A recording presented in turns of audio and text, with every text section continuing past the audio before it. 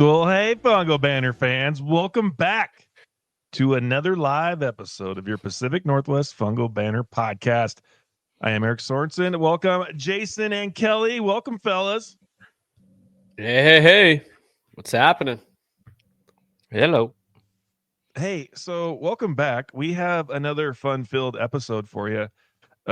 I don't know if Calhoun's coming back on. Is he in the queue still? No. Okay, so for those that watched You last never time, know. we love you. We love you, Jeff. You're out there watching. Texting him now. Oh no, here's coming. We are fired up to be back on your hairways. We are brought to you by Safeguard out of the Tri-Cities. You can notice some of the fun new things we're wearing. And if you're going to be in the clinic this weekend at Central Washington University for the Washington State Baseball Coaches Association, we are going to be giving some away. We're going to be selling some. It's going to be fun. And you get your hands on some Fungo Banter gear. So, yeah, Jason's wearing one of them there. Kelly's got the new hat. I got a couple of the hats on I'm wearing, and maybe we'll give away some later. Here with some fun stuff. We are also brought to you by Max BP, the #1 training tool on the market. Love that little pitching machine, and go check them out. They are also frost gear and heavy. Kelly, you had experience with the heavy swing bats. You guys love those, didn't you? Yep. Worked well. It was good. Yeah. Handle loaded. Love the handle loaded. Okay. Did you? Mm-hmm. I like it. Mm-hmm. So go check them out, and they're going to be at the clinic as well at the here in Ellensburg. So they'll have a table for us there for you guys to go license, and they are bringing a gift for everybody in attendance. So you got to stop at their table at the clinic and check them out for your free gift. So make sure if you're not coming to the clinic yet, get signed up. It's allstatebaseball.com. And then our last sponsor on here, Top Tier Sports. Go check them out if you're looking for any summer tournaments for your baseball team. I think the basketball tournaments are over with, Kel. Yes. Check back in. We'll have to find out. There's some basketball tournaments here in Ellensburg that was going on for those guys too. But all over the Pacific Northwest, looking for some baseball tournaments, go check them out. Big thank you. So, guys, we are changed on the fly tonight. We had an unfortunate something happen, and we couldn't record our normal episode tonight. So we were like, you know what? We're baseball coaches. We handled verse well. Let's go live. Let's see what our listeners got. We've got a listener question already, but we're going to get to that in just a second. But we're going to talk some baseball. Our listeners that are on right now, send us some questions, topics. We have a few of our own to talk about. And we're going to if you throw a question in the chat, I know on the X and the Twitter and all that stuff and the YouTube, you can, and there should be a little thing in the bottom right to post, comment, ask us a question, and your name will go into a drawing for the some fun stuff tonight. We'll ship it out, some fun gear. So guys, where do we want to start with this thing? Do you want to let's go to the listener question right away. Let's do it. Let's just do it. We got Tim Lee chiming in, Coach Lee there, which I remember in the early days, Coach. The man. I remember you sending a pretty cool Fungo challenge where you hit a dime piece of a catcher pop-up on video. And it makes me want to go to the field right now. They're snowing outside and try that dime piece pop-up to see what we can do there. So we're gonna check that out here in a little bit. But Coach, who is the coolest logo in college baseball? And listeners, feel free to chime in too. That's a good one. What do you got, Jason? What do you got? Jason? Man. Oh, man. I'm a kind of a simple, plain kind of guy, like Arkansas, with the A. Yeah, that's pretty nice. I like that simple look. I mean, granted. What about the pig? They got the pig Eric, too. They got the pig, What about the pig? I do look kind of like, I know, Eric. I'm a Cougar guy here too, but I do like that UW, that big dub. And you're gonna, Jason, you're gonna really make someone mad. Don't do it. I know. Don't do it. Don't do it. Don't do it. Oh man, yeah, definitely. The big O. Answer. That's right. Yeah. I know. Right? What were you saying before that, though? Yeah, that's what happens when you go live. You can't edit any of this stuff, right? It's starting off. Love it. Man. Yeah. Dude, that's right, Logan. That is so true. There is only one answer. Yellow and green, right? That's right. I can't go with that. Sorry, Mr. Mercado. Oh, man. I just can't go with that one. Oh, Gosh, there's some good ones there, man. Arkansas, Oregon, UW. I can't. Yeah. yeah. Give the Cougs some love. I don't know. Pacific Northwest. Coastal Carolina, you had that hat on. That was my guess. That's what I the figured you would be. Chanticleer. I love it. Yeah. I absolutely love that Coastal Carolina, the teal. I wish I would have went to a school that had that teal and blue color, which was our colors here for the Fungo Banter. Yeah. I love, dude, honestly, both. And this is I'm trying to think back to all of our college, watching the college regionals, super regionals, World Series, which is the greatest sports watching events of the year. I mean, if you have bases loaded, there's not much else to do those weekends. I'm a big Mississippi school, Ole Miss and Mississippi State, probably leaning towards Mississippi State because they're the same colors as my my squad there in Kittitas. And I love the Nebraska, their white uniforms with like the cursive writing. Yeah. The Podfather freeze? The Podfather himself, frozen. Touching his logo. Yeah. There we are. Hey, we're back. There you go. Hey, we're back. Kelly, what was your? We have another listener, and of course he's picking that orange and black because that's of course, the orange and black. Yeah, we gotta get out of the Northwest. I mean, I know we're Northwest Fungo Banter, but like you gotta spread our wings a little bit. Like, can't Campbell logo. You can't go wrong with the camels. Like that is pretty legit. Go wrong with the camels. That's so true. Probably put my eggs in that basket. Kansas Jayhawk is kind of a fixture. Mm-hmm. Wichita State, like their logo, they got a good one. Yeah. Historic program, baseball. Who else? I mean, the Rice program, Wayne Graham, old school. Yeah, it sticks to mind. And you just look at. I just go back to like the old Rosenblatt days. Like I think when we all like kind of fell in love with college baseball, juice bats, small stadium, absolutely, and like just electric. There's going to be 20 bombs a night. Love it. And like we were all there for that action. Yep. Like really, really cool type environment. So those old programs kind of stick out to me. The Blue Buds back in the day, the LSU Tiger, some of those programs at perennial winners. Kind of fell in love with the game. Yeah, you had the mid shin pants with the stirrups. Yep. I love that. Pony black shoes. Those are the days. Okay. It's a little old there, Jason. Like you're aging. You're dating just yourself. showing my age a little bit. I know all those older listeners are like, oh yeah, everybody who played college baseball wanted or high school wanted a Pony Blacks. The Pony Blacks were legit. So I like this one. The dirt bags down at Long Beach State. Yeah. That's solid. I love that. What a logo. I think they still roll with that too. Like they're the only team I think that rolls with the dirt bags. Yeah. Different mascot Long State. Yeah. Right. I'm a big Fullerton for the most part. Their stuff. I kind of like that. What they got from back in the day. Mm-hmm. Yep. I do remember someone. Anteaters at Irvine. The Anteaters. Well, didn't one of the coaches make a comment about why would we want to go to the Pac-12? They make you go to Pullman. I took exception to that as a Coug fan. I took a very big exception to that one. But yeah, that's okay. Let's piggyback on this a little bit. Your favorite when we watch a college regional game, what do you think's the biggest or the best atmosphere for college playoff baseball? LSU. Oh, that's good. LSU's up there. Ole Miss is up there. Ole Miss. Texas A&M. Texas A&M's up there. I'll give Oregon State some love. Like Oregon State they're just on top of the field. Their fans on top of the field. For sure. Ole Miss was cool. This is a good answer. LSU. I got when Texas A&M gets on that ball 4 chant, ball 5 chant.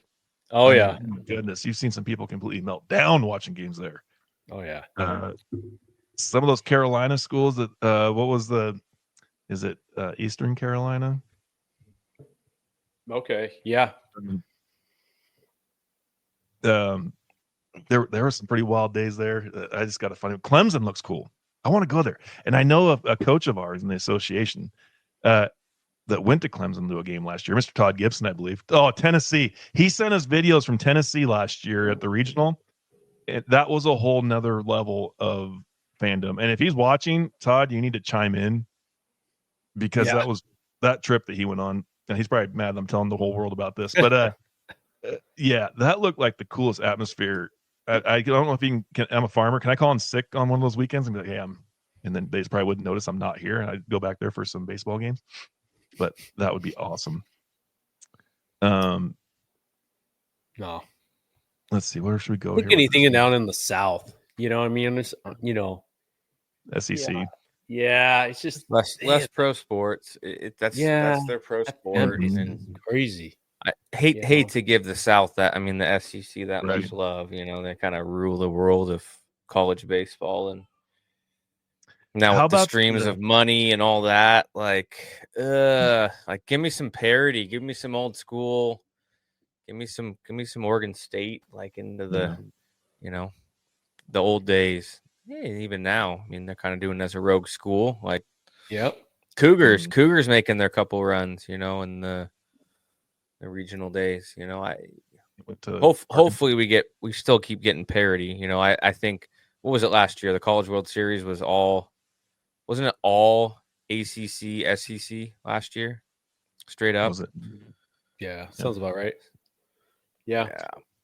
I can still remember the game. How many years ago did UW beat Fullerton to go to the World Series? Yeah. Well, that was a fun game to watch when they kept hitting some tanks, right? Who was it, Kelly? That was. Well, that was Coastal, wasn't it? They beat Coastal. I think Fullerton was a regional. Fullerton was a regional. I'm pretty sure Coastal was there.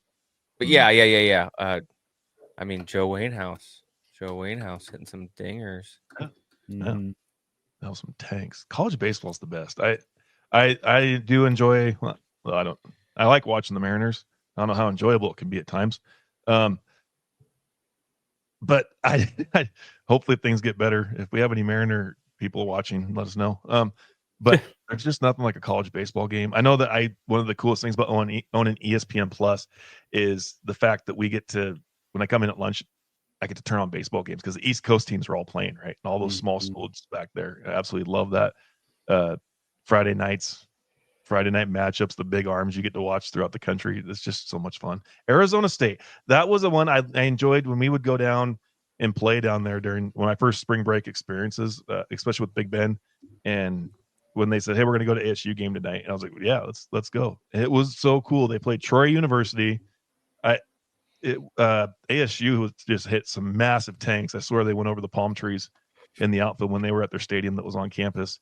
And what a cool atmosphere. Kipnis was on the team. Jason Kipnis. Dude, those guys, it's tanks. It was so much. That was my first love to college baseball. I know that Troy, the people in the dugout from Troy started kind of chirping a little bit. And this old timer, right? Like the guys that when you roll into like LC State and they're sitting there watching you take batting practice and they beat you there, guys. When the guy from Troy was kind of popping off, and the old guy, I mean, he was probably 70. "You're from Troy. Nobody knows where that even is." Yeah. Shut him up right away. And they kept on going. But yeah, no, that was, I love me some college baseball, man, especially some of the fun things. Are you guys in on the all black pants with like the Vanderbilt pins? Are you guys on that kind of stuff? I know a few other schools do that. Yeah, it's fine. It's fine. All right. It's bad. It's a fad. Yeah. I saw they had some new silky whites out there. Everybody loves swag, though. It's what the kids want. All the different kids play. Let the kids play. Yeah, that's right. We have another listener question. And actually, Coach Holman, I was wondering this today because I took my classes as well. And I did ask Mr. Kelly because he's near this facility. the Washington State baseball certifications. It mentioned that the 1B, 2B Final Four is at Fort Steilacoom Park in Lakewood. It also mentions that it'll be molded cleats only. A quick search on maps looks like it's an all-dirt infield. That may imply a portable mound. Someone please ease my mind that this is not true. Kelly, you've been there, huh? Yes. Brand new turf field at Fort Steilacoom Park, next to Pierce College's campus in Lakewood, Steilacoom. And no, it's a baseball only facility, 60-90 only facility. It's not a multi-use facility. It's college baseball, summer baseball, 60-90 only, with one mound that stays in one spot, with a bad butt hitting facility right next to it, covered. Crow's nest, stands, good parking. It's a massive park. Yeah, it's not. I think the only thing that I would I don't know what their plans are there, but it's not like I don't know how they'll do admission and stuff at that, because it's open. It's an open facility. Anyone can kind of walk into there. So I'm not sure if they'll have to rope it off or put in some temp fencing or something like that. But that would be my only caution on as far as using it for a sanctioned game. But the facility itself is top notch, really top notch. So there's lights. It's great. Big, great spot. It's right around the corner too. I get to watch some state baseball. No pressure on you two. If neither of you were there, then I have to sit at home thinking about potentially having the ability to see my friends. So what do you email your team now, especially us Eastern Washington people that we play on dirt and grass? Do you email your team now like, hey, just a heads up, if you're going to buy cleats, maybe look at this, or I don't want to jinx it. So what do? You don't want them buying new shoes going into it. Right. That's a tough one. I mean, you hope your team's watching right now and they hear this little PSA. Get some moldeds. Yeah, I don't know. I would say a molded cleat is probably going to break in faster than a metal, right? It's going to break in faster. So, yeah, that's a tough one. I mean, you can wear tennis shoes too. You can wear turfs too. I don't know, maybe team turfs as a fallback. And if guys want to wear moldeds, they wear moldeds. I know. I think most guys are even playing with moldeds now anyways. So it just seems like I don't know, the comfortability, the functionality almost seems a little bit better than a spike cleat anymore. You know, you have more guys are doing it. So but you know what the worst thing is? You don't get to sit in the crowd while the team walks through to the next game and hear like click, click, click, click, click. Yeah. The greatest sounds in baseball. Yeah. Come on. Right.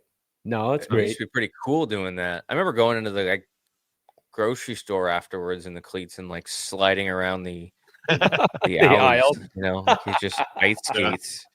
I do that all the time growing up. You're so cool too. Like, hey, look how cool I am. I'm metal cleats in a grocery store. Well, hey, speaking of metal cleats, I got a metal cleat story. So my son, who's now 13, can wear metal cleats in middle school.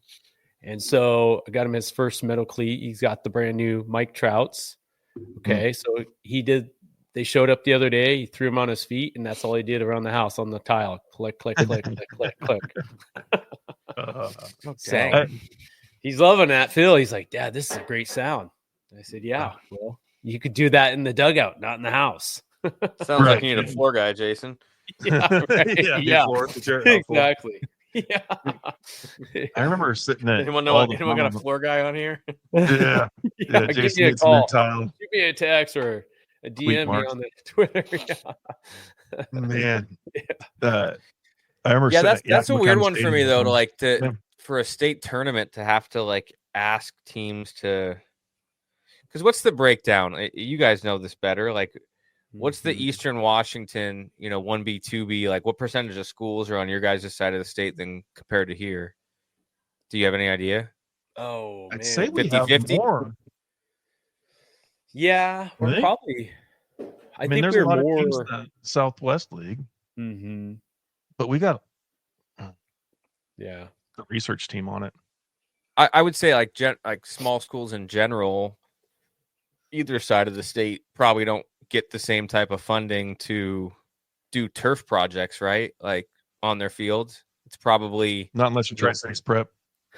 That's just in foul territory, though. I was just waiting for you to throw that. Beautiful, though. I love it. It's very comfortable. It makes my feet not hurt when the doubleheader's over. Mm-hmm. It is nice. It's clean. It's just for the coaches. Yeah. Hey, Eric, your turf's coach's shoes were nice and clean after that doubleheader against Stoughton. I can only imagine a doubleheader in the summer. That'd be hot. Yeah, it's quite warm. So throw a little water on it. It works. Mm-hmm. Probably melt some molded cleats, wouldn't it? Yeah. Yeah. No, that's probably the first time it's happened, right? To where there's a request like that from teams. I mean, they had the state tournament at Safeco, but obviously they don't have those restrictions. But you know how many teams that will qualify? And Eric, you could vouch for this, but like you're going to have one of those teams that don't communicate that, and then they show up with medals. How are they going to? I mean, it's a legitimate question. How are they going to police that? Waiting them in the parking lot? Oh, you hear you guys walking in, or hear your clip clinking? I'm sorry, can't let them in the park, guys. Got to take them off. You're click clacking. You got to be. Yep. Shoeless Joe. St. Martin's, we practice at the rack. They host a regional too. That might be an interesting thing to ask. There's always a regional down there. Usually Olympia hosts it. Interesting, like what those schools, when they bring the other, like the Eastern Washington teams in primarily, are they asking, are those teams required to do it? But yeah, definitely help from the WIA to make a statement on that. Anyway, I know at St. Martin's we used to practice at the rack, and our guys would always sneak them in and we'd always be very cognizant of it. Almost a study, like the first day out there, it's like, all right, this is the manager. You see him around, make sure no one's walking on the concrete, no click clack. Yeah. Right. Outfielders, stay on the turf. Don't make a sound. The college game, and we ran into this too before. Like you move to sites, and they're any of those high school sites or city sites over here, like they're molded only. Mm-hmm. And even like the big time colleges, like there's some guys that were molded. A lot of the Division I schools, even if they have turf, a lot of those guys are still wearing metal. Right. The game is like too fast. It's too fast at the college, and maybe you could probably make the same argument at the high school level. Mm-hmm. For that traction and that piece. Moldeds generally hold up better than the turfs, but the technology has changed so much in the shoe too, Kelly. I think that's the big thing. I mean, when I played back in the only good molds you had was the Nike Diamonds, and that was like the top dog, and those were $100 and whatever bucks. But there were no ponies, but yeah, they did. No, there were no ponies. That's true. I think it's moisture, honestly. Like I think now to think about it, like if it's wet, a tennis shoe and a molded is going to have some troubles, and the spike is your best. But if it's dry, I think everything is fine. Yeah, for sure. It'll be interesting. Tim Lee in the comments about shade at Pierce, as if there's going to be sun. As if there's going to be sun at that tournament. You got to speak the sun into existence. We'd rather have no shade and hot than pouring down rain for a state title, and people make excuses about the wet ball. Yeah. Yeah. We good. Do we have a ball dryer installed there? I can get you a guy. Oh, man. What do you got? Where we heading there, boss? What's next? We got we have a couple questions. Questions. Let's go this one. Chris Butcher, what are some of the high school matchups you look forward to seeing this spring? There'll be some good ones. I'd be curious. Some chatter. Ooh, that's a t-shirt right there. of guys that are people watching. We got 100 money out good there. high school rivalries. Yeah. What are the good high school rivalries? One of the local ones in the Central Washington is always Ellensburg Sela.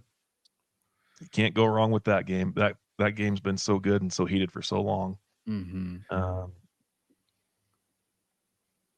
Shoot, last year it was Riverview Pratt. That game was intense. Yeah, that was good. So this year, Liberty Christian is over in Richland, another private school, 1B school. They got a lefty, Dawson Mooney. He just topped out at 90. He's signed to go play at G or Gonzaga, GU. And so that'll be we're going to play them in a single. So that would be a good matchup or something like that. It's not an often thing that you see a left-hander hit upper 80s like that. So that would be fun for sure. The other, I guess these are all East Side matchups, but I know it's happening at our facility is a Soton Napavine. That'll be a game. Yeah. Two teams I feel like that will be there at the end. Yeah, and even thinking in the 3A, 4A, see what Richland does, coming back from a perfect season like that. They got some dudes coming in to play. And that's over here on the west side. Kelly, I don't know who's looking top on the high school side for. Would it be like Sumner Puyallup, maybe someone like that? Who else we got? Be a good game. That could be a good game. Lake Washington's always got some good ones. L-Dub at old Peter Kirk or Lee Johnson Field downtown. Still say that's the best setting. Someone can debate me on that. The best setting for high school baseball in the state is Lee Johnson Field in Kirkland. If you haven't been there before, go and check a game downtown, middle of the town, everything happening, lights on, big crowds. It's electric. Playing there growing up, and the thing is, it's a skinned infield dirt, right? All dirt infield, and it's been that way since I was 13 years old playing at that field. But with the lights and the trees and everything there, the aesthetic is awesome. And we've had Coach Bingham on here a little bit, but they have a turf field at their high school, right? And talking to him, their booster club puts money forth so they can pay the fees to play at Lee Johnson Field, under the lights and that, downtown atmosphere feel. It's pretty electric at some of those places. And, I know East Side, you guys don't get it a lot, but the night games, there's a lot more night games over here. And, having gone to some, Puyallup games and the recruiting ranks from time to time and, Lee Johnson for some of the Kinko games.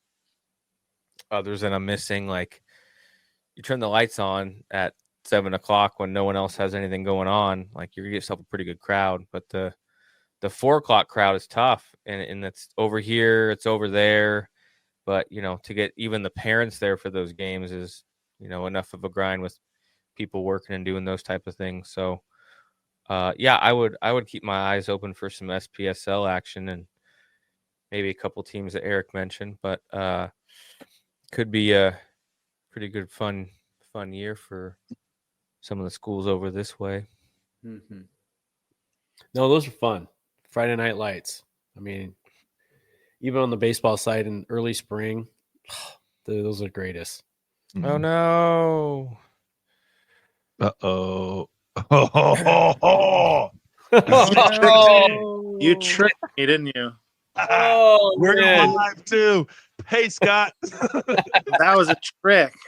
That was a trick. You 120 people viewing you right now, Scotty. We got 21 people. I got an ugly face. That's what I got for them. If they're viewing it, that's awful for them. Yeah.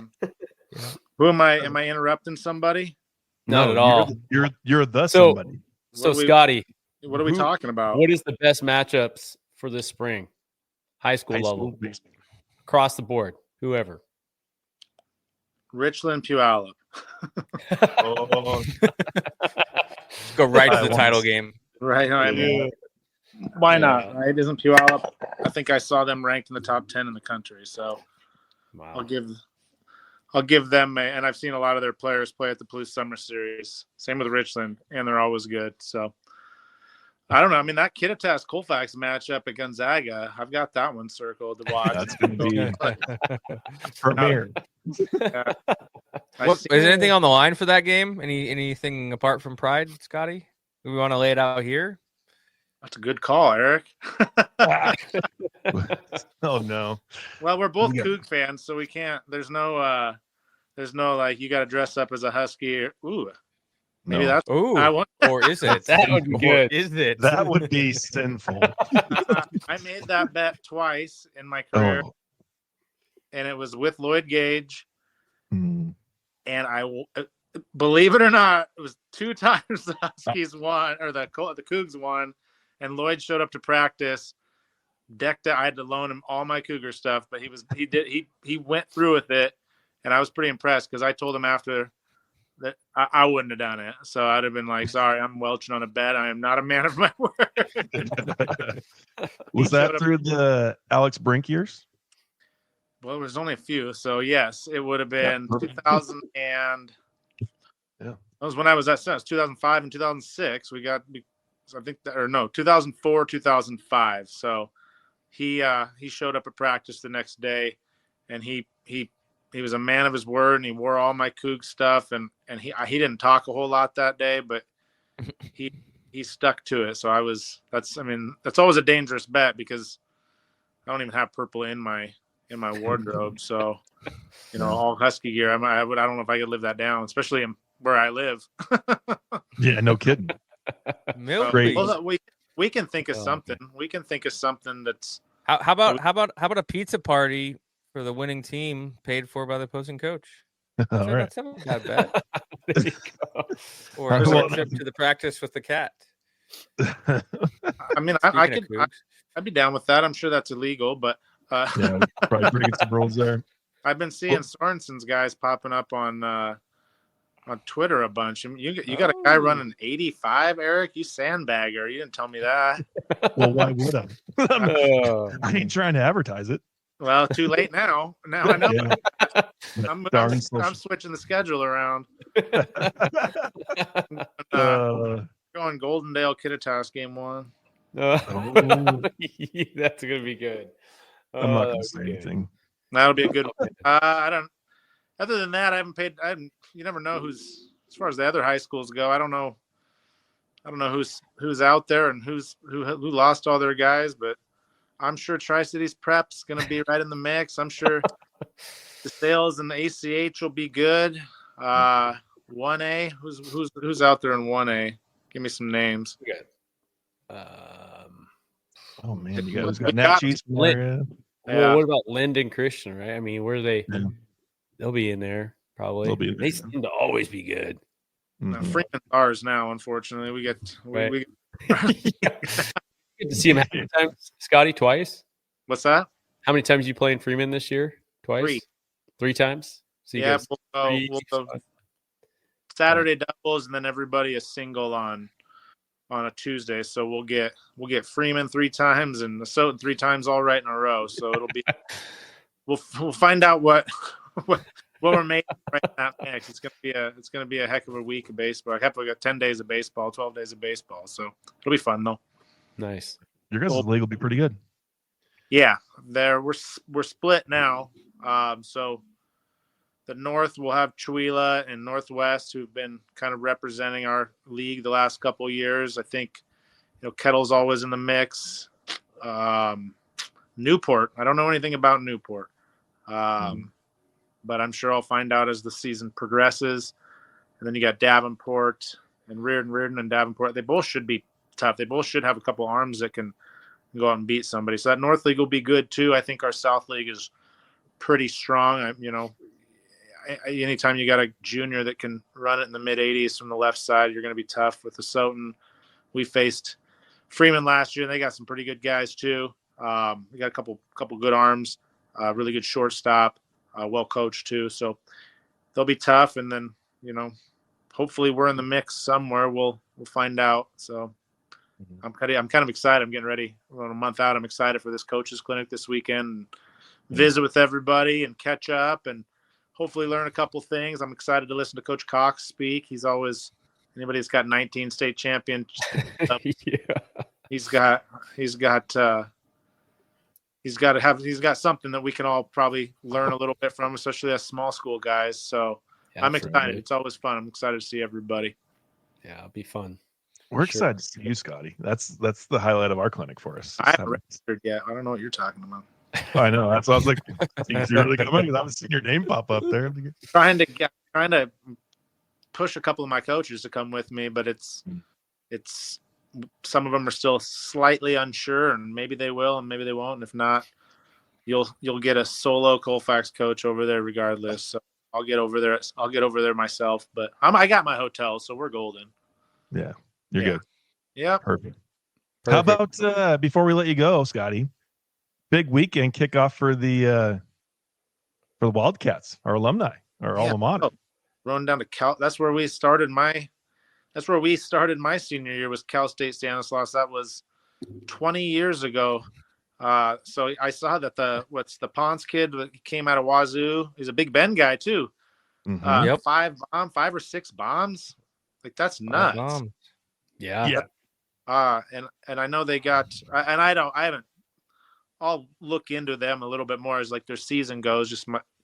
So I don't know a ton about it. I know they got the Manzardo kid, and Desi said they got maybe the league MVP and the pitcher of the year back. So that's something like that. So it'll be. I mean, anytime you go on the road, and I'm sure they drove to Stanislaus. No, they fly now. They flew. They fly now. We drove everywhere. We had vans ready to go, and then. God rest his soul, Justin Marshall's dad was like, I'm gonna at least buy you guys a nice charter bus. So we chartered 15 hours down to Stanislaus and played them 4 times, just like these guys. We came back 2-2 though. It wasn't 4-0. So good for them, good for Dez and those guys. I'm excited to see how that continues, because 4 wins in a row, it's never easy to do, no matter who you're playing. Yeah, if you come back from California undefeated, you're sitting in a good spot. Absolutely. Yeah. I mean, our guys probably haven't even been outside yet, so it's cold. Yeah, no, they've not been outside. No, they were ready for that. They were ready for that.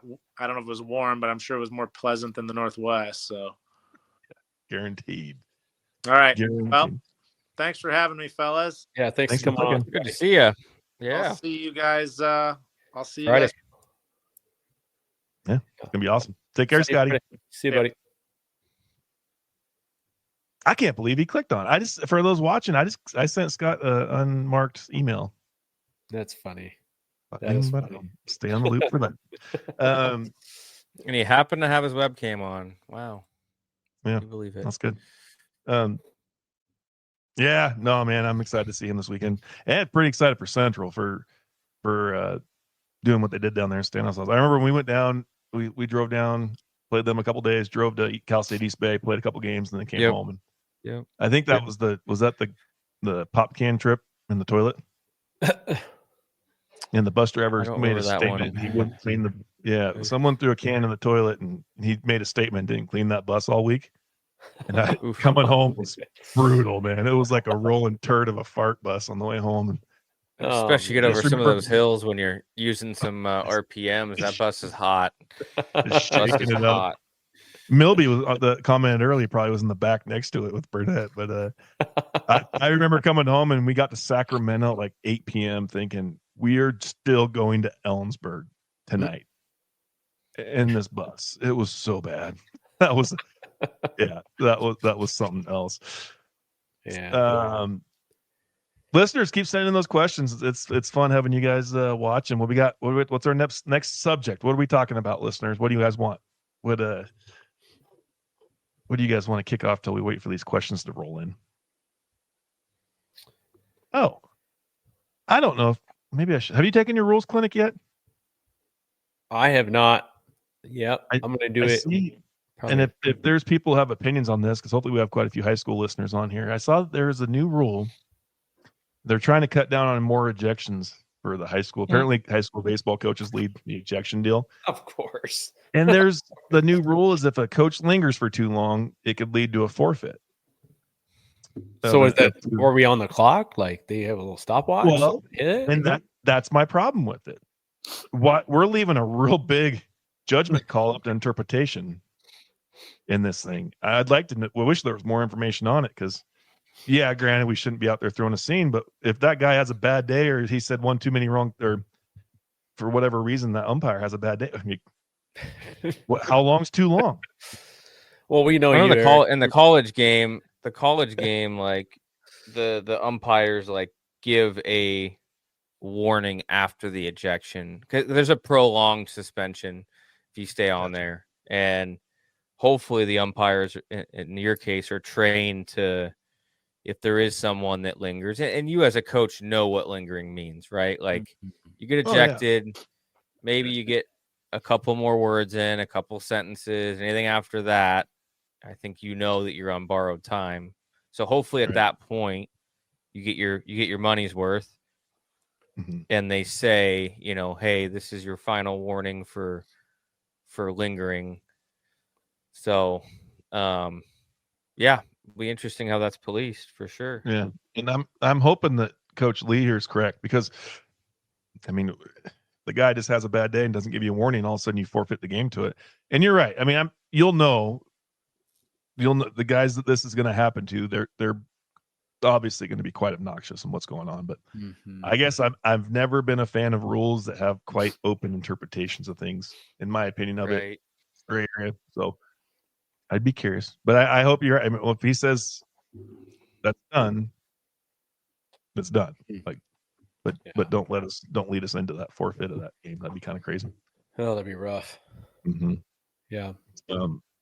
But hey, Kelly, how many games have you been thrown out on? Yeah. In your tenure? Give a second to count. Was that 6 years? I don't know, maybe 5. Okay. Maybe 5. Okay. And how many seasons was that? 6, you said, or 7? 6. Over 6, yeah. So about 1 a year, maybe, give or take. Something like that. But the college game is different, because as a head coach, if you get ejected, you're just out for that game. You can come back the next one. Assistant coaches and players, there's a longer suspension. Starting pitching, I think, is a 4-game suspension. But so you know that. I think what you learn throughout the process is there's knowing those rules. There's stuff that's worth getting ejected for, and there's stuff that's not. Like, just the rally up your team to get ejected is not worth it. Now, if you're standing up for a player or something that he did, like, those were the times to go. And unfortunately, I think it was my second year. It was back-to-back games or back-to-back weekends where there was an emotional one, and the next weekend was the stand up for the player one. So I remember my pitching coach too. Like, so I'll set the scene. It was bases loaded. It was a pitcher's duel, Western Oregon, like, tough to beat them at their place. And our guy was pitching his tail off, and like an infield in situation, ground ball, play at the plate. Yeah, it short hops the catcher. He picks it.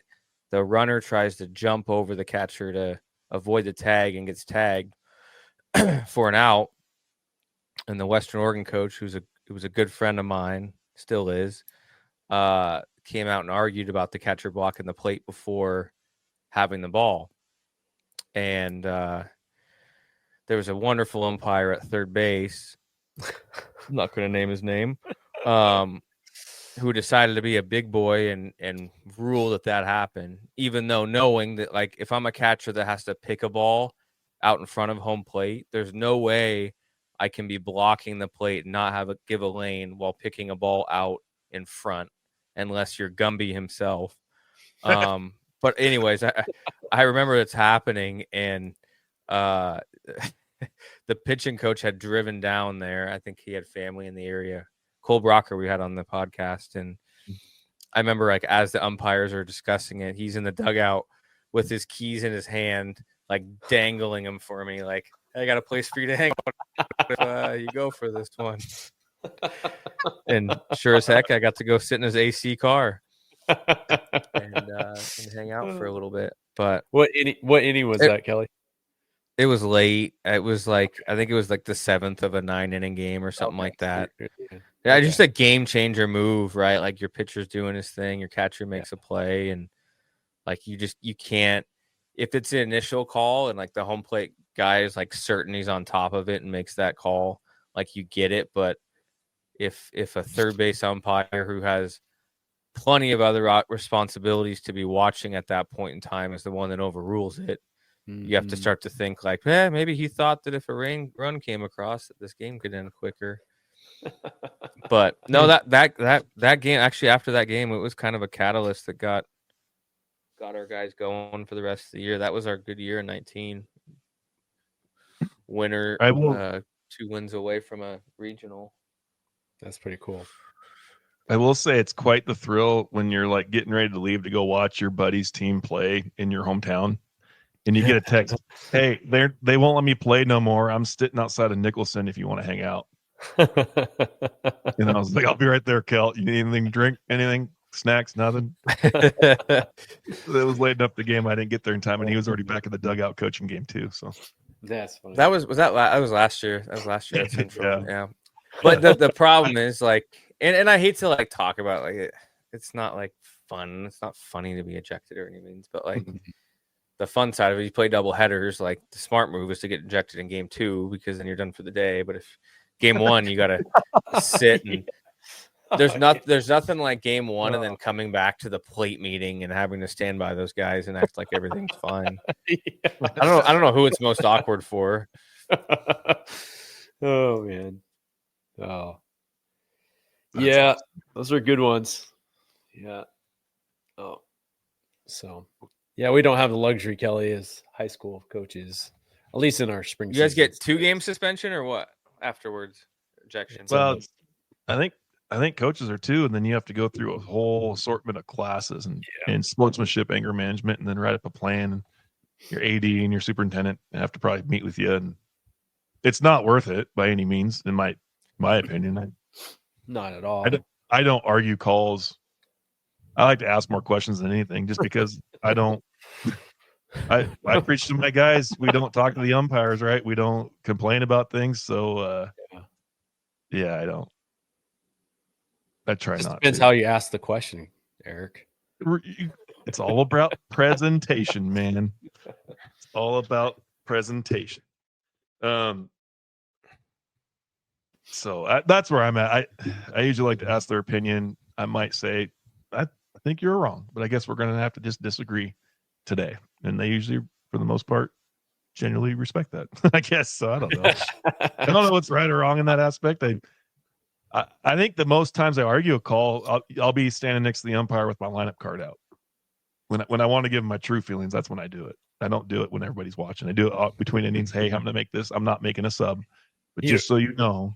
You don't pull out the rule book and flash it at them at all? You know, it's like I've gone to the dugout for the rule book once or twice, and luckily an assistant coach was like, "That's so dumb.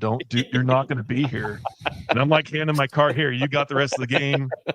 Like, it's not worth it." I'm like, okay, you're probably right. Yeah. Oh man, I've seen some good high school stuff though, like umpires and that kind of stuff. The best one I saw was at Curtis High School, watching Curtis and Sumner, and Casey Adcox got ejected by the first base umpire he shouldn't have been ejected, and the home plate umpire overruled him and let him back in the game. He got unejected. It's the only time in baseball history I've seen a guy get unejected. Yeah. Oh, wow. And then the first base umpire apologizing like, I had a rough weekend and this and that, and like, geez. I love watching high school sports, man. Like, you just never know what you're gonna see. Oh, that's so. I've never seen an uninjection. That's what blows me away. Yeah. Well, I mean, and that hopefully that's what you see with some of the delaying stuff, and if they're putting more rules in, that there's, a field umpire that can vouch, and like that there's a level of leadership or lay of the land law, that like people have cooler heads on things and understand the ramifications of a forfeit, right? Like, Mm-hmm. but you know, you guys know as high school coaches or baseball coaches in general, like we know what the line is, right? We know what going too far is to do stuff like that. How many ejections do you have, Jason? You asked me that question. Well, of course, in spring season, 0 because of the consequences that will come on our way. But summer ball, yeah. Oh, so guys, yeah, just random drop in on a Monday night podcast. That's right. We're just talking about ejections. Okay. How many you got, Derek? How many you got? I've never been ejected in a high school game. Okay. I have been ejected 3 times in a summer game, but never in a high school game. My AD would never. That's good. But I have been benched once. The whole like benching thing that the intermediate, it's like the first technical foul, right? Before they eject you, essentially. Yeah. Which was interesting, but yeah. What about you guys? Well, one time in summer ball, I haven't done high school yet. Okay. Yet you say yet as if it's coming. No, it can't. You know it can't. He's gonna get that one for that lingering arguing. I had one last year or the year before. I can't specify. I probably should have said that. Where I did look into the crowd at my 80, and he was like, "No," and I go, "Yeah." And the umpire's like, "What are you doing?" I'm like, "Just give me a second. I got to figure this out real quick. Can I keep going or not?" And so it's just not a thing. What about Mr. Kelly Gow at St. Martin's? How many you got? Don't worry about it. I think. Well, you guys keep talking. I'll count them up. I think 2 at home. 1 at NNU. 3. 1 at Western is 4. Maybe it's only 4. I don't know. Less than 6. More 4 or more. Okay. Call it 5 and just call it good, Kelly. Sure. We'll go with that. Yeah. So what are the matchups, Derek, that you're looking for? And we talked about this earlier in high school baseball on West Side. Like, what are the top matchups this year for high school baseball? Yeah, so y'all's playing Mount Vernon. That's a big one. Of course, you got the 2 draft guys. You got Mason Pike and you got Xavier Nines. That's early on. I think it's March 15th. It's part of that. Yeah, the Northwest High School Invitational. So obviously that's the big one. For us, I mean, we're moving up into 4A now, so we kind of get back to our natural rivals back in the day when you were playing, Kelly. Oh yeah. So the Wooden Bills and some new schools obviously in the mix too now, but Issaquah, kind of getting the band back together. I remember coming into the league and I was by far the youngest coach, by far. And then fast forward 10 years later, and I was by far the most tenured coach in 3A. So it's kind of nice to be going back to not being I can kind of mix in again in the middle. I don't have to, it's a couple other veterans in that mix now that I don't have to be the one that's the oldest guy. I think, there's a lot of good baseball down south too, obviously. That SPSL is pretty solid. We talked about a matchup there this year. That might be cool. Yeah. What's that one? Just SPSL, blue blood matchup. A couple schools are near each other. Oh, Puyallup and Sumner. You chatted about that one a little bit? Yeah, we chatted about that a little bit, yeah. Did you bring up any of the background? We did not. No. We just thought a couple of schools that were, good baseball schools matching up. Yeah, for sure. Might be worth catching that game. Just saying. Mm-hmm. And it's tough. It's I've been used to the 3A landscape for the last however long, so now trying to get back in the 4A mix and figure out kind of who the big dogs are again. Obviously, I mean, Kinko, I think we had, 2 of the Final Four teams last year in Bothell and North Creek. Mm-hmm. And North Creek played that, like, epically long game against Richland, right? Mm-hmm. Yep. Right. Yep. Yeah. 6 running games, yeah. So, not sure. I just never thought of those matchups as like rivalries, like, and maybe, I don't know. Bothell was always a rival for Woodinville, but like nothing else was. It didn't feel like it was like a rivalry or like something crazy type thing. Yeah, I mean, I would say that when I first got the job at like Washington, like everybody said that the rival was Woodinville, which is interesting because we weren't even in the same school district really, but obviously we were in the same conference. And there's definitely some heated rivalries. Like, I mean, for us and Juanita, obviously that goes back a while. There's probably a stretch of 5 or 6 years where, you know, at least for us, Mercer Island was probably our main rival. And I think between 2015 and 2019, you know, I think that we won 3 of the 5 state titles, but like we were back and forth on Kinko championships too. So those were always good games. But I would say I do agree. Like, there's not like that, the Woodinville, Bothell, Inglemore, like that football rivalry that kind of exists. Never really kind of spilled over to the baseball side of things. Interesting. We'll see. Pop up time from time to time. Yep. How's Monroe basketball? We know you mix it up. You know, what we're looking forward to this Monroe week. basketball is cruising right now. 17-2. Wow.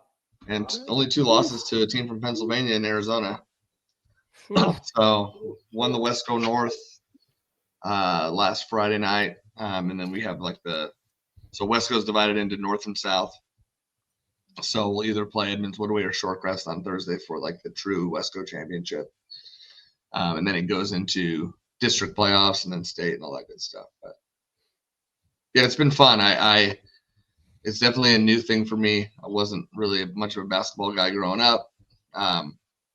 But, you know, my basketball coaching started in middle school. Our athletic director sent out this panic email saying like the ADs at the middle school were desperate for coaches, you know. And so I'm like, I'll give my hand at basketball, I'll give it a shot. And so did that for a few years at the middle school level. And then the head coach at Monroe now, his name is Justin Peroni, used to be the head coach at Overlake. And him and I grew up or had kids in the Monroe community at the same time. And so I just reached out to him and said, hey, if you ever want somebody on your staff that will never want to take your job and will run all the sets that you want to run and will teach everything that you know basketball wise, and I'll just apply it to our kids, let me know. And so started that journey about 4 or 5 years ago, and was the C team coach at first, now JB coach and varsity assistant. So it's a lot different coaching basketball. I will say that. Like, the decision-making time is so small, right? Like, you have to make decisions on the fly. You don't get that time that the catcher throws the ball back to the pitcher and you know, you're sitting there thinking and contemplating. Like, things can happen out of nowhere and you've got to be ready to adjust on the fly, whether it's substitutions because some guy got foul trouble or should they just hit a 3? We have no timeouts left. And we're down 1. Like, now what? Like, what are we going to do? Right. And so definitely a different game to coach, but super exciting. And I've really enjoyed doing it, actually. I think it's maybe a better baseball coach, honestly, just seeing the perspective of a different varsity sport and how those coaches interact. And, you know, I learned a lot from Coach Prone in terms of like family atmosphere. Like, he does a really good job of like all 3 programs feeling like they're one, whether it's varsity, JV, and C team. And I've always tried to do that, but I feel like I've picked up on a few things that he's done too that I really like. So, but yeah, Monroe basketball heading into the 3A state tournament. Hopefully, got some work to do in the district tournament. But yeah, it'll be very interesting to see if the one thing I told him when I was hired was like, hey, baseball is always going to win any conflict, right? You go far enough, like, you know, you happen to get lucky enough to get into the state tournament at the Tacoma Dome. It's the same week as tryouts, so it'll be a super busy week for me if we're fortunate enough to get that far. That's cool. Hopefully you're playing the late night games and you can go to practice and then on your way down to the tournament. That's right. Exactly. that'd be nice. Cool. What else you got? What else you got on the horizon? What can we look for from LW baseball this year? How we feeling? Feeling good. It's been 2025 is kind of a year we've been expecting big things out of for a while. Like our freshman class that year was, extraordinary and good problem to have. Definitely a problem, but good problem to have. We have 16 seniors planning on trying out. So that's good in terms of being a veterans club. It's also, like, as you all know, makes for some difficult decisions during tryouts. You have those kids that have been, in the program for 3 years and, fighting for a spot on the team. And we've been lucky enough to have some underclassmen playing a lot the last few years. And so, but yeah, it's an exciting year for us. And I mentioned it earlier, kind of getting back to 4A. We're excited about that. Seeing some new matchups. And I don't know. I mean, it's always the same every year. Like, regardless of, you guys know this, regardless of how talented you think you're going to be, you're always looking forward to it around this year. And it's always, for us on the west side, it's always about the time when the first snow comes in that baseball's about to happen. Wouldn't you know it, 2-hour delay this morning and another one tomorrow. So that's kind of how baseball season's right around the corner is when it starts snowing. Mm-hmm. Did you guys get much snow down there, Kelly? Yeah, we had quite a bit on the ground today. I think our schools were 3 hours, the local ones. Okay. But baby duty, I don't have to go anywhere, so we're just hanging out, watch it snow. Snow, baby. There you go.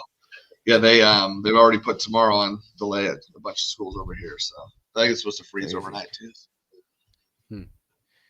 We're getting a lot more than over there. I know, it's wild, right? We had flurry, but nothing stood. There was a stretch of 2 or 3 years where one day during tryouts every year was snowed out. I think we had 3 years in a row. Wow.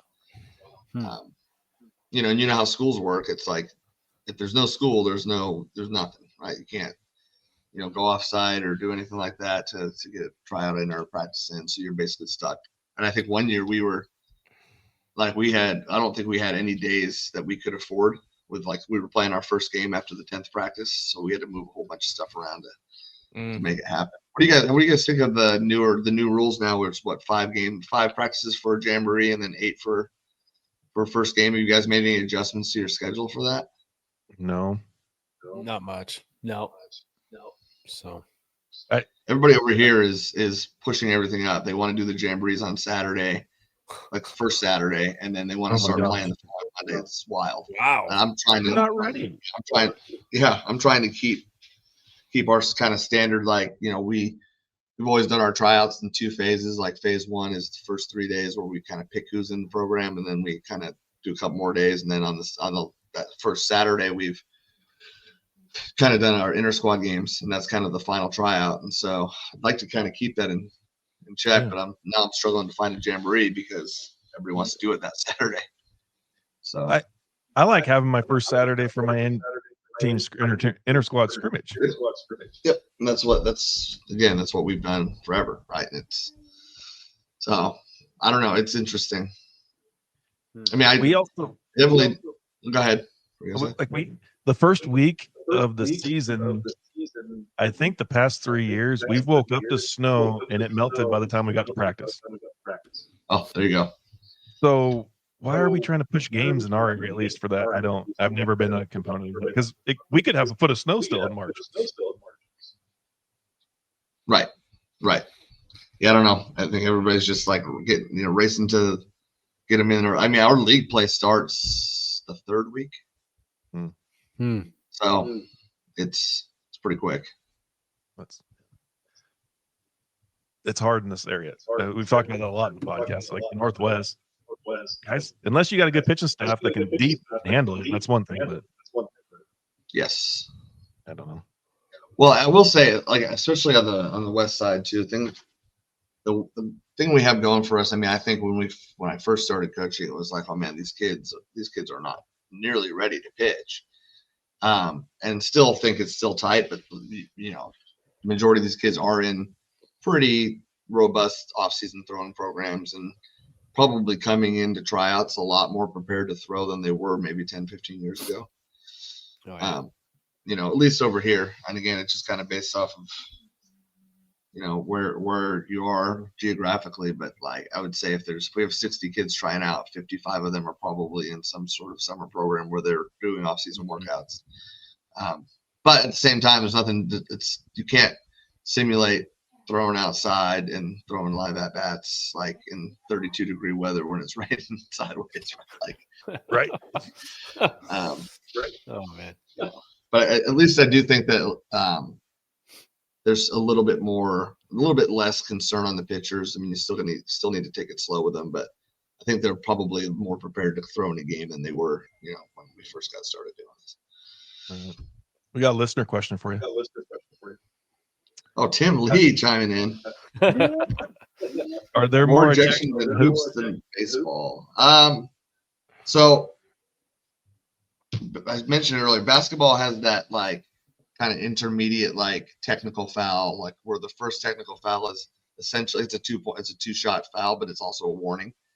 And once you get one of those, like you're probably gonna tone it down and make sure you don't get your second one. It's kind of that benching in baseball, but I feel like some umpires in the baseball side don't really use the benching to their advantage.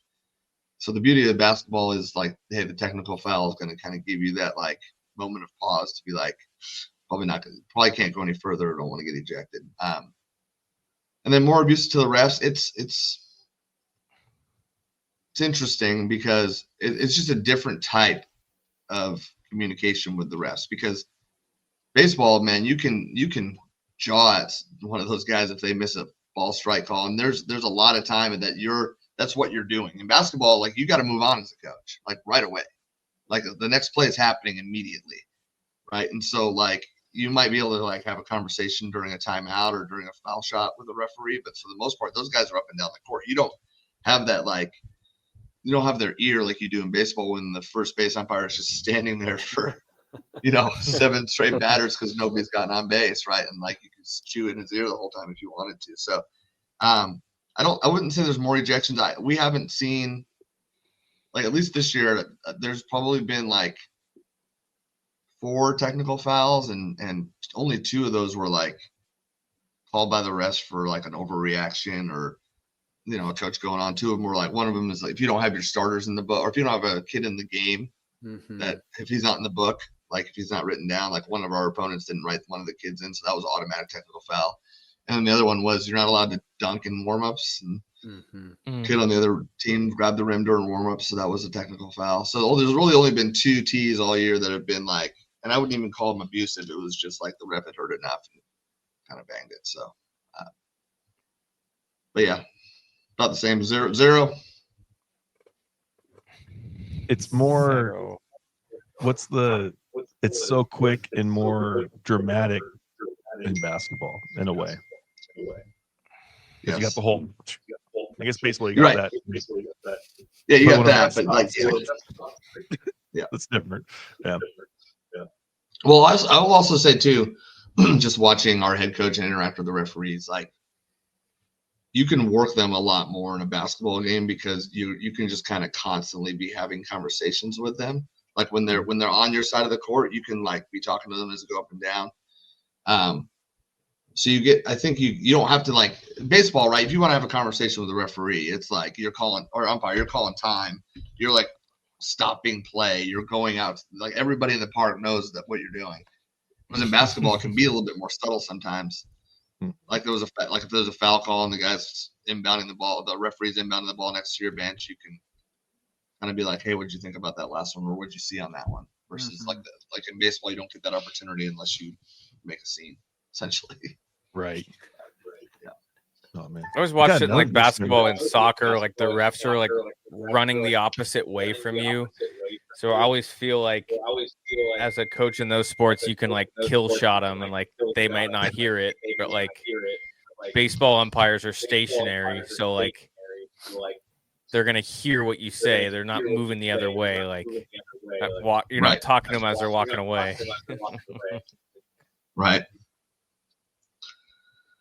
All right. We had another one. How long did it take for you to get comfortable being a third base coach? One of those spots that seem easy to execute from the stands, but in the game moves quick on the field. It's a great point. Kelly, did you coach third at St. Martin's? I did for a little bit. I don't know. I think I was never uncomfortable, but it was tough to run an offense and run a box. So when I got the head job, I think the first year I coached third, and then the second year I went back to the dugout just because of all the other decisions that come into play during a game. And especially if you're in the first base dugout coaching third, unless you're really good at Morse code or hand signals, it's like impossible to communicate things in the dugout in game, right? So that's why I moved back in there. But as far as like sending guys and doing those type of things, like I always erred on the side of aggression, especially of all the outfield, because guys have to play catch, and they have to play catch from distance, and it's really hard to do. So I don't know. I was comfortable there. I loved it. It's a thrill. It's honestly a thrill. Like in the moment, like it's as close as you're gonna get to playing again, right? Like it's happening live. You have to make a decision, and it could have really big bearings within the game. So I love the thrill of it. And you made mistakes, but I think once you know that, like, if you make another guy play catch and get you out, like at least they earn that no matter what. Right. Yeah, for me, it's like the one thing, over the last, 10 years, I've started to delegate a lot more, and I had some really good coaches that I've been able to hand over, that whether it's the entire pitching staff to, or infield or outfield or hitting. But to me, it's the one thing that I would least like to give up, is coaching third. To your point, it's kind of like it's the one way for you to kind of stay in the game almost competitively. And I do think for a lot of younger coaches, or like the challenge is, you hit the nail on the head, Kelly, like the fear of getting guys thrown out, like as if that's like, a bad thing, right? Like it's going to happen. Like whenever I'm teaching base running, I always tell our guys, like, if I don't get anybody thrown out at home all year, I've done a horrible job, right? Because how many times could we have scored that we didn't, right? And so I think once you get over that initial, like, because everybody is going to look at you when you get a guy thrown out of home plate, right? The eyes in the stands and the team is going to be like, why did coach send that guy, right? It's just the way it's going to be. And so as long as you can, feel confident in your own preparation and decision making, and know that, like, that's just part of the game and part of coaching it, I think that's when you become more comfortable. If you're not somebody that likes your decisions questioned, I would not recommend doing it. But then again, we probably wouldn't be coaching if that was the case, right? So what about you two guys? Like time in it, yeah. Like you got to be comfortable in it, and like knowing the timing element. I know in the college game, like if your base runner is hitting the bag before the outfielder fields it, you got a really good shot. And in high school, you maybe get a couple steps before the bag. It's all the timing and speed of the game, right? Like, so the more you do it, the more comfortable you get with it, in my opinion. But yeah, what do you guys got? Jason? Yeah, I mean, honestly, things, you just got to live with what you call, right? Either you're a superstar or you're an idiot. That's the thing, is paying attention to detail and knowing arm strengths on when to extend guys and when not to, and seeing movements of defenders and position and how they move their feet. And I think that's what catches a lot of coaches off guard. They start, dazing off and looking at other things, maybe distractions in the stands, or they're too much distracted by the dugout that they're kind of losing ground on the runners on base and those kind of things. So, I mean, I don't know. I mean, it's hard to be a coach, and it's a lot easier from the stands to watch. And you're like, man, that guy was an idiot. Why was he bunting with that guy, sitting with no outs or whatever the case may be? Or what was he thinking on extending that runner from second or first, with a deep shot into the outfield, So it's just, perspectives are always going to be different, and you just live with it, So anyways, you just got to have thick skin, I guess. That's really what it comes down to. And just expect to be praised and expect the other side to be like, man, that guy's an idiot. Yeah. It's just the way it goes. I think I probably got more comfortable late. I don't know. But my first few years as an assistant, when Coach Watkins had me doing it, I was not comfortable at all. I think actually it's having more conversations with my buddies and Kelly and talking about the situation before anything even happens, not when I quit making it bigger than it was, realizing where we're at in the lineup, where can I push, when can I push the issue on things, when do I need to 100%, like it doesn't matter what's going to happen, but I'm going to bank that we're going to get there and that guy's going to throw the ball halfway up backstop, I hope. I don't know. I think I'm comfortable in the fact now that when I do get a guy thrown out or make a decision that I'm going to have the mini mark gossip guys going crazy about. Hopefully they're there, the mini mark gossip guys, because that means they're at the game. But if I could truly answer the question myself, this is why I did it, and I can live with it, then I think that's when I became at peace of being a third base coach. Like, this is why. I know my team, and I think it's just that pre-pitch, man. Don't get caught up on all the extra stuff, but don't make situations bigger than they are, and then you can really dive in as a head coach and make the right decisions in the right situations. God, I've had some doozies though. So, what was I thinking? Why did I do that? You learn from it though. I mean, you just don't make the same mistake twice. And if you do, then you can be sorry for yourself. But before that, you just and I love that comment about just our conversations too about knowing where you're at in the lineup, knowing where the situation is. Like, if you're chasing runs, you're obviously a little more conservative. If it's a do or die game, and you have your 4-hole guy leading off, and you feel really good about going into the next inning, then you make decisions that not. And that's again, to Dondo's question, that's what makes that position so much fun, because people think of it just as calling plays or, sending guys, but there's so much more thought that goes into that. Especially in the play side of things, when you're running an offense, what guys can and can't do, what the situation calls for, that's the joy of this thing. And I think a lot of people don't understand how hard coaches are going to overanalyze these things after the fact, what you could have done, what you couldn't have done. At the end of the day, you have to just trust your gut and be good with making mistakes. But at the end of the day, there's just so much that goes into that process. It's so fun. Yeah.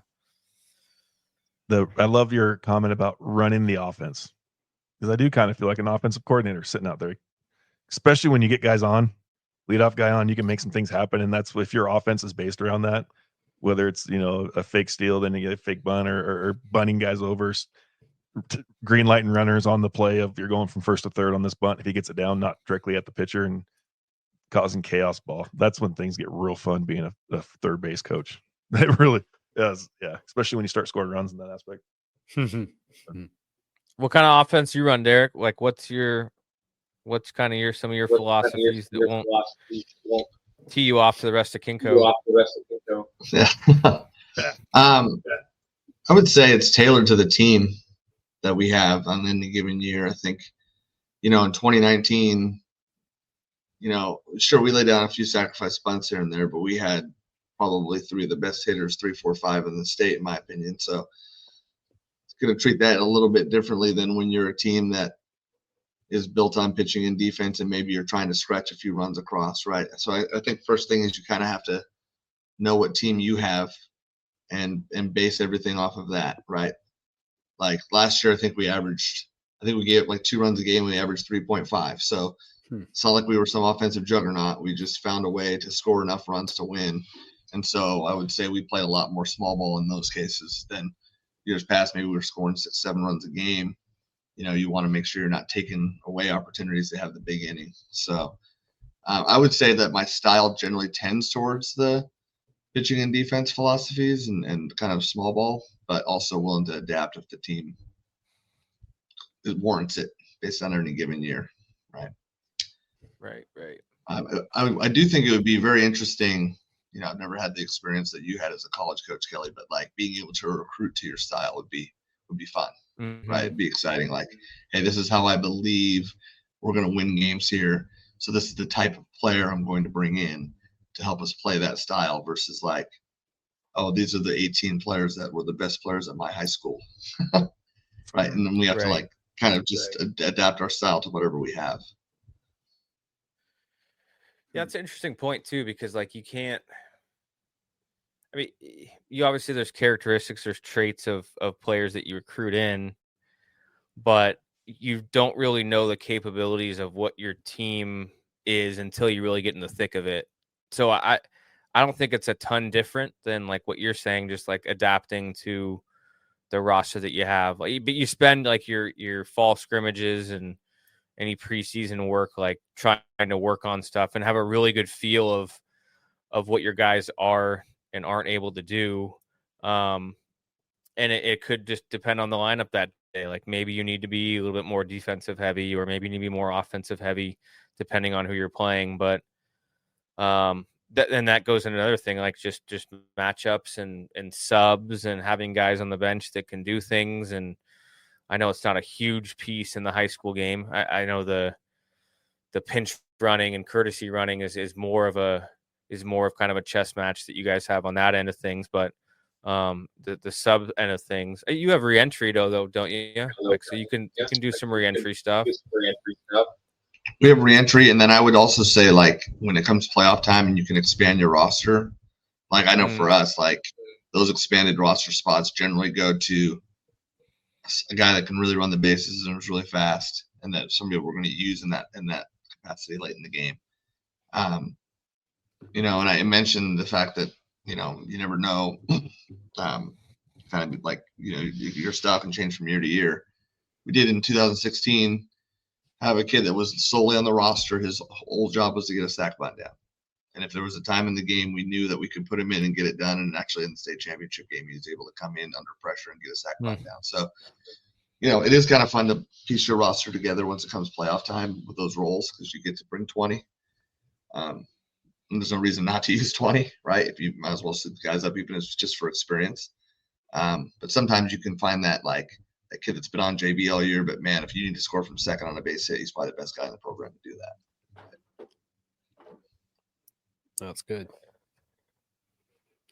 Go another question on there, Eric. You want to show that one? Yeah, one more question. The bottom one. As we start bottom one. Yeah. Former parent of a current St. Martin's baseball player, by the way. I'm sorry, a current parent of a St. Martin's baseball player where I used to be at. That sounds more educated. Thank you. A lot of former, a lot of current. I was trying to figure out what he was. What's up, Zach? Hopefully Zach's doing well. Hopefully you got a good laugh there. Okay. Let's hit this one. And by the way, Zen had a double off the wall. It was crushed. I thought it was a homer. I was watching a little bit of that live. That was awesome to see. So good to watch some of those guys get their feet wet to start the year again. He asked, is in the near future, do you see coaches and batters having headsets similar to catching and pitching coach? Oof, that's a good one. Golly,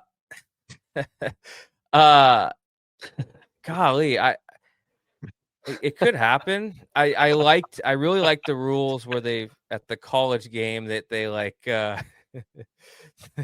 the college game, how they've allowed the pitch clock to be a little more, that the hitter no longer has to have a foot in the box, that there's more like timing element of things, that the flow of the game is a little more traditional than maybe in the past, more pro style of things. So that allows that to happen and work, a little more seamlessly. I think it could happen.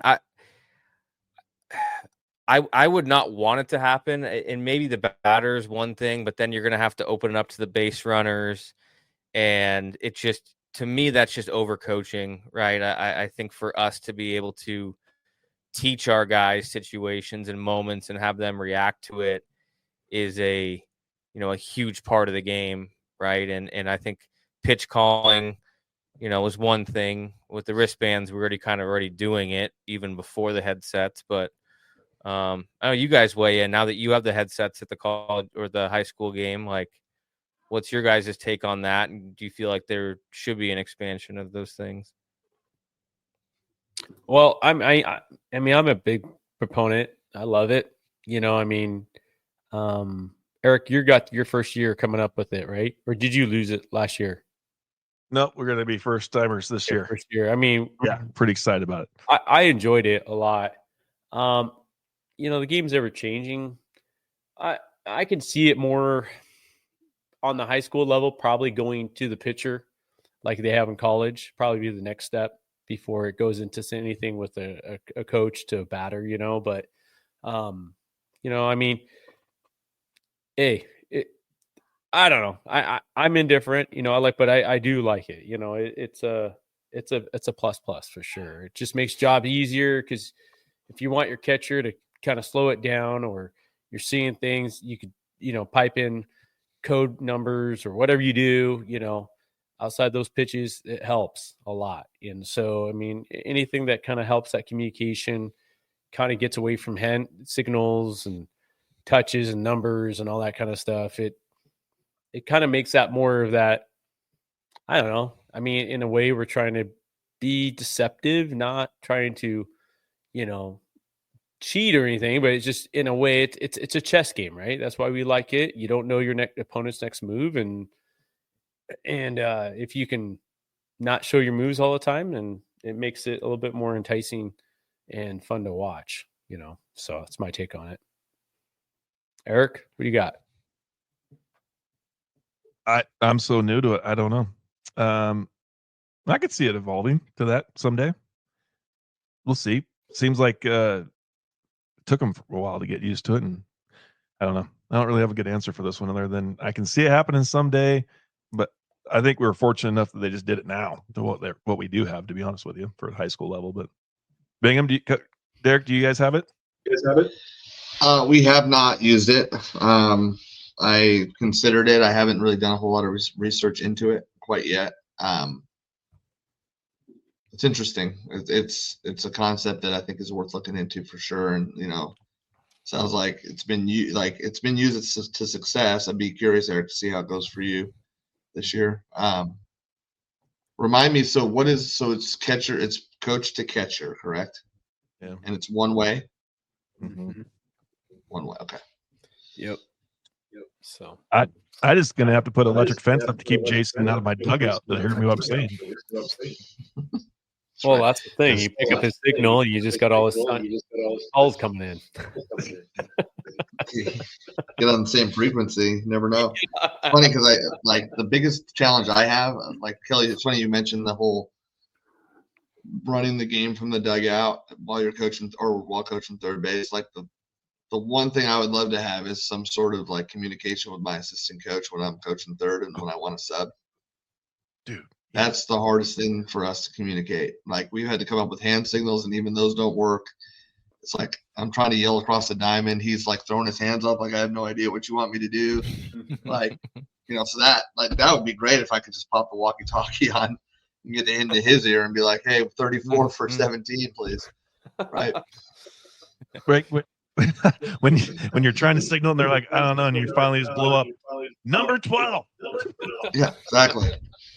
Well, I really try my best to not like call a kid back from the on deck circle if I can avoid it. Like, it's happened sometimes, but like it's a high school game. Like you kind of like to give the kids a little bit of a lead time situation. Like, hey, I don't want to embarrass you in front of all the rest of your teammates and by pulling you back, right? And we have a conversation that we're we're trying to be as proactive as possible. But man, if I know ahead of time I'm going to do something, I'd like the kids to have kind of some forewarning. And sometimes it's even as much as like, hey, if this kid gets on, you're going to hit. Otherwise, this other kid's going to hit, right?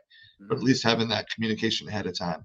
But like the number of times I try to get a pinch runner in, and it's like trying to get it over there. It'd be great to have some sort of communication on that front.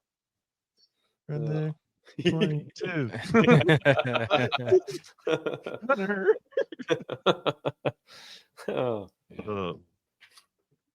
Milby said they use the game day signals for their communication.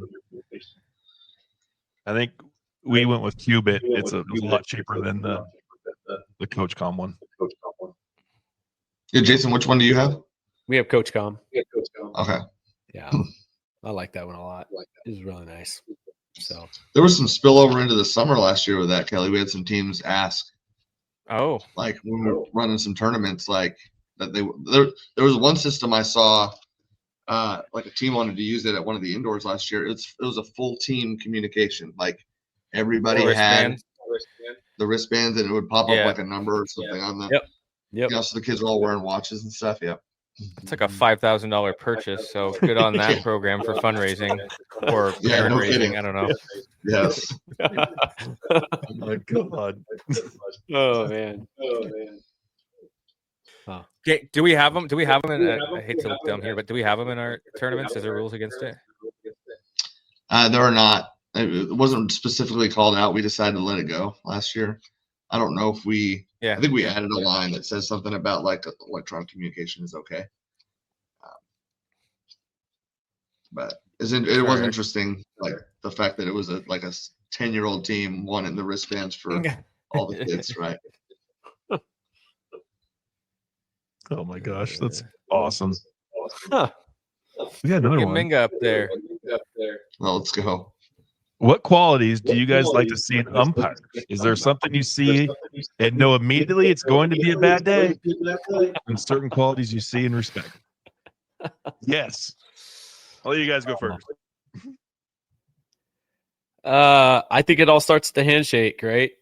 You know, you can always tell if the umpire's blood sugar is low or high. Yeah, I don't know. I mean, that's just kind of how it goes. You know, are they going to roll with the chest pounded out and kind of lay the rules of the land, and that's it, short and sweet. You know, so I mean, that's usually I like the guys that are pretty flexible. Or say, hey, you know, we understand it's a game, and you're going to have some doubts of our calls, but you know, just come talk to us. We're cool. We're not going to just don't shout and curse me out. You know, I mean, if you start dropping F-bombs, then yeah, we're going to have to do something. But, you know, I don't have a problem you calling time in the middle of a situation and just want to talk it out. Let's do it. You know, the guys that are kind of, oh yeah, you know, the short and sweets and the guys that just, Eric knows this one, but, you know, the guys that just, you know, it's all about them.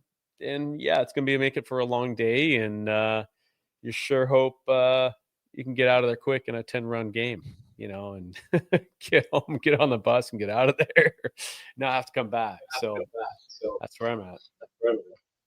Do you guys tend to see the same guys a lot in your leagues? Yeah, we do. Here and there. And you know, the ones that are good. Same. Yeah.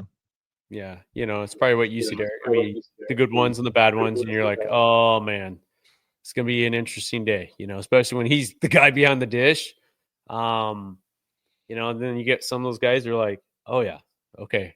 You know, I mean, we got guys that we know, like, hey, we're going to pound the outside corner today and we're going to do well.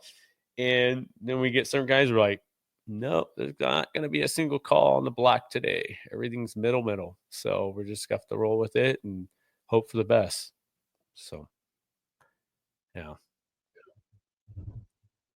What about you, Derek?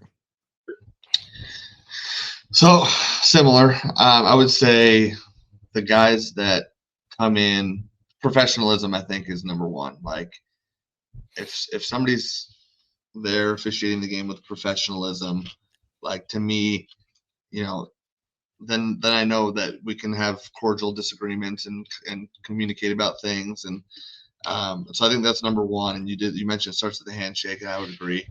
And as you start to get repeat umpires like at your games consistently, you kind of start to learn who the ones are before they even step on the field, right? Like, hey, these are the people that I can have a little bit of rope with when it comes to talking about some stuff, and these are the umpires that I'm not going to be able to talk to at all. I think the other thing that I appreciate is when they are willing to ask for help, even if they know they're right. Just it's kind of like when your team's fired up about a call and you think the umpire got it right, but you still might go out there just because your team wants you to have their back and have a conversation similar to the umpire, right? Like he might know he got it right, but if I come to you asking for help, somebody else has a better angle. The guys that are like, no, I'm not going to do that. Like that kind of rubs me the wrong way because the whole goal here is to get the call correct, right? And even if you are 95% right, maybe there's something that the other guy saw that might change your mind, or maybe there's something that but that collaboration between the umpires, I think, also works well with the coaches. It's like, hey, I went and asked, I didn't see anything. I'm a lot more willing to accept that when they come back versus like the guy that's like, well, I'm not gonna change my call, so I'm not gonna waste my time going and talking to somebody, right? So I think, and a lot of that is just how they carry themselves, Dustin. It's just like, do they carry themselves with confidence too? I think that helps, right? 9 times out of 10, if a guy makes a call with conviction, you're more likely to believe he knows what he saw versus the guy that's kind of in between, right? And doubting himself. So I think that's professionalism, and then just check the ego in the parking lot, like, right? I mean, same thing with us as coaches though too, right? Like I don't want. It's not fair for me to ask for the umpires to check their ego if I'm going to come in with a big one, right? Like let's just be adults on the field and get the call right and understand there's going to be disagreements, but like how do we handle those? I think. Absolutely. Kelly?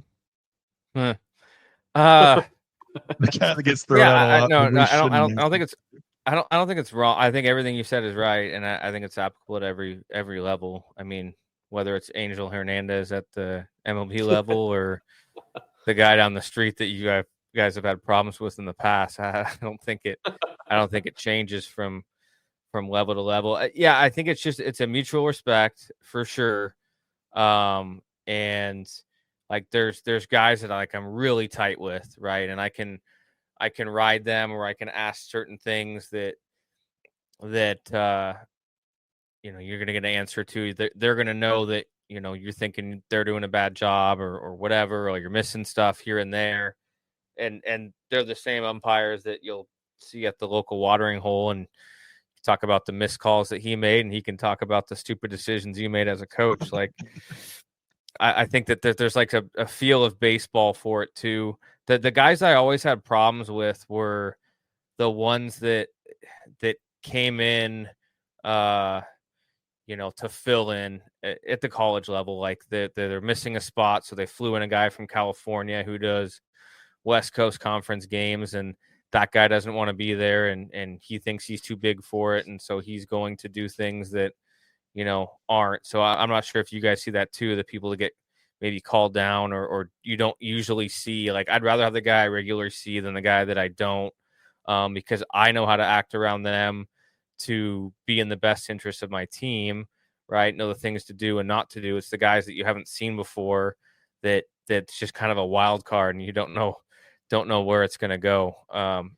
Calling things that aren't usually called in your league, points of emphasis that no one really worries about or ponders about, like just getting deep in the rule book for things without warnings and that stuff. But for me, I just liked an umpire I can carry a conversation with and ask what they saw, and if it's a banger, a close call, like there's really no win in those. And I think players need to understand that too, is that the bang bang plays at first base, like you can argue and be upset and mad but at the end of the day, like those are 50-50 calls, and they're going to make mistakes. They're going to get some right, they're going to get some wrong, and that's not one to battle with. Like rule interpretations, like those are the times to really go to work and try to see if there's another umpire that didn't have it. But NCAA made a point of emphasis, I think it was about 3, 4, maybe 5 years ago. I think they called it get the call right. So they said anytime like a coach asked for it, like the umpires were told to, I don't know if it was mandated or whatnot. If a coach asked to ask for a different opinion, like they did it. They automatically did it. So at least there was a conversation had at that point in time, and sometimes it helped you, sometimes it hurt you, but you knew if like there was something, pulled a foot at first base or something like that could have been seen from a different angle, you at least have a shot at it going out and arguing those things. But I think in general, like the umpires that I've been around have been really solid and want to be better at their craft. Everyone's trying to get to the next level, right? They're trying to move on. And hopefully, at all levels that everyone's taking it seriously and want to be great at what they do, whether you're a coach or an umpire, just trying to get better and be the best that you possibly can without having any type of, like we said, egos going into it. Yeah, you guys said all of it. That's a big one. The umpire meeting, when you get to talk to him for the first time, you kind of know the thing. But I just keep going back to the saying that I wrote down, listen to everybody talk. And it doubles for opposing coaches as well, not just umpires. I don't want to just be bashing umpires or whatever, especially if you umpire our games. I hope you're listening to me right now. I'm not bashing you. But guys that love baseball versus guys that love themselves. And you can pick that up real fast. And especially when the game might be moving on throughout the day. And just guys that are there because they love the game. They're trying to do a job that respect the game and to be there for the kids to make sure they do the rings the right way, because it is a working relationship. And I do appreciate a guy that I can go out there and talk to and ask him for help. Guy, like, I think the first baseman pulled his foot. Can you ask the home plate umpire for help? Yeah, sure. Great. Or no, if they just tell me no, then they're going to set me off a little bit, or set everybody off, really, any coach. But I think that's what it comes down to, because if you love the game, you're gonna respect the game, and people that respect the game, who they are. It's pretty evident with the personalities that we run into each and every day. Then you have fun moments, apparently, where Tim Lee was at a meeting, 18U League Championship game, and the first thing the third base umpire said was, "I ejected you 6 years ago." That's gonna be keep my mouth shut today. Yeah, I feel you. Wow. But, talk about holding things deep down. Right. Wow. Oh man, that's good. But anyway, man, we got 284 listeners on here tonight. That's awesome, especially for something that's thrown together so last minute. Go to bed. Kelly's cat's going. I'm ready. Yeah, I'm ready to go. Let's get this thing to wrap this up. I'm still just baffled by Kelly's cat there. Oh, it could be worse. Could be staring you down like it did the other day in a meeting. Kelly can tell you guys all about that.